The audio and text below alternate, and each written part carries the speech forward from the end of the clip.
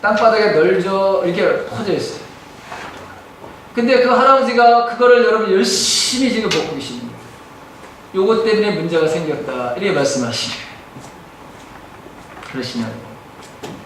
그래서 여러분 제가 이제 이거를 가지고 있으면서 19일날 추수감사절을 지키고 전에 전날에 그 노인정에다 우리가 가져다 주기로 했어요.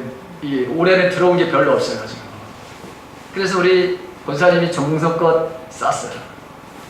그 아침에 제가 그걸 아침에 점심때가 돼가지고 여러분 그걸 갖다 드리면서 우리가 추수감사절을 지켰는데 이걸 좀 나눠드리고 싶어서 여기 왔다. 그랬더니 그 할머니가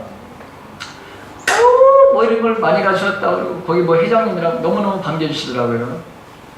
그래서 차를 한 잔 마셨어요. 그러면서 제가 부탁을 했어요. 할머니에게 내가 꼭 전해줄 말씀이 있어요. 할머니한테 꼭 이거는 전해주시고 전해주라고 하는 것이 있는데 약속을 좀 오늘 저녁에 시간이 어떻게 되세요? 그랬더니 한 7시쯤이면 시간이 되신대. 그러시면 그러면 7시에 제가 교회에서 기다릴 테니까 교회에 오세요. 그래서 여러분 제가 와서 기다리고 있었어요. 시간이 돼가지고 먼저 제가 전화를 했었어요. 오시겠다고. 먼저 와 기다리고 있었죠. 그런데 조금 있다가 전화가 왔어요. 아유 목사님 지금 전에 약속도 하지 않았는데 서울에서 누가 지금 만나러 온다고 지금 거의 다 왔대요. 오늘은 안 되겠대. 아 사탄이 역사하는구나. 내가 결코 지지 않으리. 여러분 기도를 했어요. 하나님 물리치고 만나게 해주세요. 그런데 그러고 나서 한 4, 50분이 지났나요? 전화가 왔어요. 목사님 하면서 전화를 그분이 하신 거예요. 난 집에 계신 줄 알았더니 요 앞에서 바로 요 앞에서 전화를 하셨어요. 들어오셔가지고 제가 이런 얘기를 했어요. 자 그랬더니 그 할머니가 묻지요. 웃으시더라고요. 맨 처음에는 무서워. 자기가 자기 고향은 어디가? 자기 고향이 영주. 자기 할아버지는 상주 사람이야. 그래서 영주 상주가 그렇게 떠오르. 근데 제 얘기를 이걸 하면서 들어보니까 어떻게 그걸 아셨어요? 내가 그래서 그랬어요. 아니 할아버지가 아니면 할아버지 조상들이 무슨 탐방을 했습니까? 아니면 무슨 연탄과 무슨 뭐 관련이 있습니까? 도대체 반짝반짝 빛나기도 해가지고 혹시 그 금강 같은 걸 뭐 하신 적이 있습니다. 그랬더니 그때서 이제 조용히 말씀하십니다. 이분이 영주에서 어렸을 때 이분이 정말 부잣집에서 자랐고 귀여움과 칭찬을 받았고 맛있는 거면 골라 먹었고 남편 되시는 아버지가 일찍 돌아가시는 바람에 어릴 적부터 남의 집에서 23년을 살았고 결혼을 하고서 3년 동안이라도 그 집에서 살았대. 결혼을 하고 싶어. 그래서 이 할머니가 우리 나가서 살자. 왜 남의 집에서 사냐? 우리 나가가지고 우리 돈 좀 벌어가지고 우리 독립 좀 하자. 이래가지고 여러분 독립을 하는데 식당을 하셨어요. 식당을 했는데 여러분 세상 말로 대박이 나서 대박이. 유명한 말로 여러분 식당을 운영했어요. 집을 얼마나 여러분 큰 집에서 살았느냐. 연탄 아궁이가 여러분 6개짜리예요. 대저택이요 여러분. 그쵸? 여러분들 연탄 아궁이 6개짜리 살아보셨어요?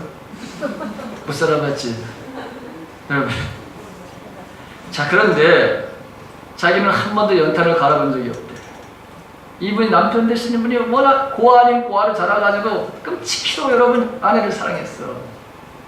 그런데 여러분 이분이 그날 여러분 연탄을 갈면서 들어오셔가지고 주무셨는데 연탄 가스로 이분이 지금 38년째 누워있는 거예요. 저는 광산을 하는 줄 알아서 광산. 왜냐면 연탄이라 그래가지고 연탄이 보여주고 막 이래가지고 근데 분명히 예수님은 성령 나에게 연탄하고 관련이 있으니까 한번 물어봐라. 내가 참으로 더 놀란 거는 그 다음이었어요. 이 할머니가 여러분 신기가 있었다는 거예요. 신기. 소위 무당. 그런데 자기는 무당이 되는 것을 거부했고 여동생 둘이, 한 사람은 내 무당인 줄 알았어요. 둘이요. 무당이 둘이고 남동생은 어느 절에 주지라. 나는 그걸 처음 알았어요. 무당이 우리 그랬어요. 나는 왜 할아버지가 이렇게 될 수 없는지를 바로 여러분 알았어요. 주님이 말씀하셨기 때문에. 나에게 보여주신 바로 우상에게 바로 바쳐진 제사상, 그 제사상에 떨어지는 여러분 이거를 여러분 이분들은 이거를 지금도 드시고 계신 거예요. 저는 순간 할머니가 무당이 되는 것을 거부했고 형제자매들이 주는 도움을 받고 있는 것에 대해 사탄의 보복이라는 것을 여러분 알게 됐어요. 이 할머니의 아픔은 현재 또 자녀들과의 갈등이에요. 자그마치 38년 동안이나 여러분 모시고 계십니다. 연세가 지금 어떻게 되는데 물어보진 않았지만 자녀들이 너무나도 염려하는 거예요. 어머니도 쓰러져가지고 저렇게 될까봐. 그래서 38년 동안이나 지극정성으로 아버지를 돌봤는데 이 아버지를 이제는 여러분 뭐죠? 요양원에다 갖다 모시자. 그런데 이분은 어떻게 그렇게 할 수 있느냐? 여러분 이게 자녀들과의 갈등이에요. 근데 제가 앞으로 더 큰 재앙이 일어날 것에 대해 여러분 그분이 잘 모르는 거예요. 그래서 주님은 저를 만나게 하신 거예요. 위로하고 격려하라. 그리고 예방을 하는 것을 하게 하라. 예언을 바로 주시는 것은, 우리에게 은사를 주시는 것은 남을 바로 여러분 헐뜯거나 무시하거나 그 본 것을 가지고 여러분 조종하거나 통제하려고 주시는 것이 아니라 우리에게 은사를 주시는 것은 덕을 세우기 위한 것이고 유익을 위해서 주시는 거예요.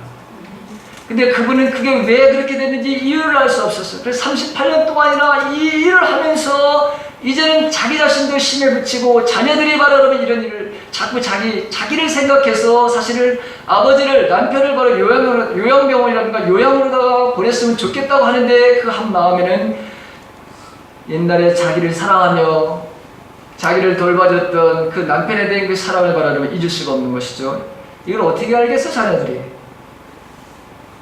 제가 영적 싸움에 대한 원리를 1시간 30분 이상 여러분 알려드렸습니다. 이 할머니는 바로 주님을 영접할 것을 여러분 미루고 있어요. 근데 제가 사실 이러고 나서 어제 이 이야기를 하려고 전화를 하려고 했어요. 전화를 하려고 했는데 그분이 먼저 전화를 했어요. 저한테. 이상하게 여러분 전화를 했어요. 왜 전화를 하셨죠? 그랬더니 아유 실수를 했네요 목사님.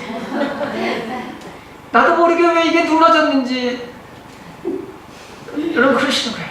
야 하나님 참 멋있다. 내가 전화를 하려고 했는데 이분이 전화를 먼저 하셨어요. 그래서 여러분 제가 그랬어요. 요 이야기를 제가 하려고 한다. 사실은 오늘 내가 설교를 했는데 사실은 이 이야기를 좀 하려고 하는데 허락을 해주시겠습니까? 이랬더니 멀리서 들으시는지 아니 나 교회 못 가요 이러시는 거예요. 아니 그게 아니라 할머니 나하고 나는 얘기를 좀 교회에서 내가 하려고 하는데 허락을 해주시겠냐고요. 그랬더니 아유 괜찮아요. 경상도 분이라 아주 싹싹하기는 나중에 싹싹하더만. 자 그런데 놀라운 것은 아침에 제가 여러분 설교를 하고서 집에 갔다가 여러분 딱 오는데 바로 교회 정문 앞에서 여러분 만났어. K마트를 갔다 오시는지 한쪽에는 당근을 하나 들고 한쪽에는 간장을 하나 들었던가. 저기서부터 오는데 아이고 목사님 아이고 할머니 그래서 그랬어요. 아니 할머니 어떻게 왜 어제 전화 왜 하셨어요? 했더니 다른 사람한테 배추 있는데 배추를 좀 가져가라고 그 뭘 전화를 해야 되겠어요. 그게 누르다가 어떻게 눌렀는데 목사님한테 연결됐어요. 이러는 거예요. 그러시냐고. 내가 그래서 오늘 내가 할머니에 대한 이야기를 한다. 그랬더니 좋아요 하세요 이런 얘기를 하셨어요. 어제도 허락을 하시고 오늘도 허락을 하시고. 그런데 이분이 여러분 무당기가 있고 자기들 이런 일이 있으니까 교회를 나가신 적이 있어요. 교회를 나가시라. 교회를 나가신 적이 있어요. 교회를 나갔는데 무슨 일이 일어나느냐? 목을 조이는 거야. 사단의 목을 조여. 숨을 못 쉬게 하는 거야. 배가 아파가지고 견딜 수 없어. 여러분, 아들은 말하는 매일 설사를, 교회만 갔다면 설사를 하고 복통을 일으키고 두통을 일으키고 전달을 시키는 거야, 이 사단이. 그래서 자기는 교회를 다니고 싶어도 못 다녀. 어쩔 수 없어서 여러분들 다시 교회를 다니시라고 하신 겁니다. 저를 이렇게 만나게 하고 하나님 보여주시고 할머니를 격려하고 위로하고 그리고 미래에 대해서 하나님께서 그 가정에 어떤 계획을 가지고 있는지를 말씀해 주시려고 하는데 이 할머니는 망설이는 거예요. 왜? 옛날에 바로 그 경험, 교회 가게 되면 또 이런 사건이 일어날까 되면 여러분 이 염려와 걱정.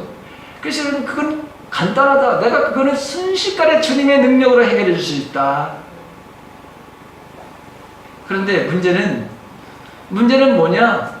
형제들과의 단절이에요. 여러분 지금 동생 둘이, 여동생이 여러분 무당이야. 남동생은 여러분 주지야. 지금까지 여러분 도움을 그렇게 받아왔고 형제의 바로 우애를 그래도 이분이 참 주는데 내가 교회를 다니게 되면 이 형제가 여러분 어떻게 되겠느냐, 그게 걱정이에요. 그 다음에 마지막 여러분 제일 중요한 거는 말씀을 안 했는데 저에게만 여러분 가르쳐준 거예요. 경제적인 그런 원인이 그 도움을 받았던 것에 대한 이게 두려움도 있는 거예요. 그래서 오늘도 오면서 제가 기다리고 있을게요 그랬더니 예. 그런데 그 다음에 하는 소리가 아유 안돼 혼란스러워져서 안돼 여러분 지금 어떻게 될지 모르는 거예요. 다음에는 어떤 자녀가 어떤 형제가 여러분 저렇게 지금 여러분 쓰러뜨리고 어떤 아픔이 올지 아무도 모르는데 미리 예방을 해주고 격려하고 위로하라고 그래서 제가 말씀을 드렸는데 근데 그걸 계속해서 거부하게 되면 어떤 현상이 일어날까 저는 두려워서 사실 말씀드린 거거든요. 여러분 오늘 이제 설계 너무 오래 갔는데 결론을 여러분 우리도 이럴 수 있다. 주님은 오늘도 우리를 치료하시려고 하는데 앉아가지고 우리가 판단 얼마든지 할 수 있고 왜 하느냐고 그렇게 할 수도 있다. 바리새인들처럼. 그리고 기도를 하긴 하면서도 이게 무슨 오늘날 이런 문제 이렇게 해결될 거라고 하는 생각을 갖지 않고 믿음을 가지고 하는 사람들에게는 기적의 사건을 볼 것이지만 그러나 의심하고 되지 않을 거라고 하는 부정적인 생각을 가진 사람들에게는 절대로 기적의 사건은 일어나지 않습니다. 그런데 그럼에도 불구하고 어느 공동체 안에 믿음을 가지고 있는 사람들이 있는 곳에서는 상관하지 않고 하나님의 능력은 드러나게 되어 있습니다. 아멘. 여러분 이제 믿음으로 여러분 살아가시기를 간절히 바랍니다. 아멘. 맨날 우리 안에 새롭게 일을 만드시는 하나님, 그 하나님을 내일도 기도하면서 살아가시기를 주님의 이름으로 간절히 바랍니다. 아멘. 기도하고 마치겠습니다.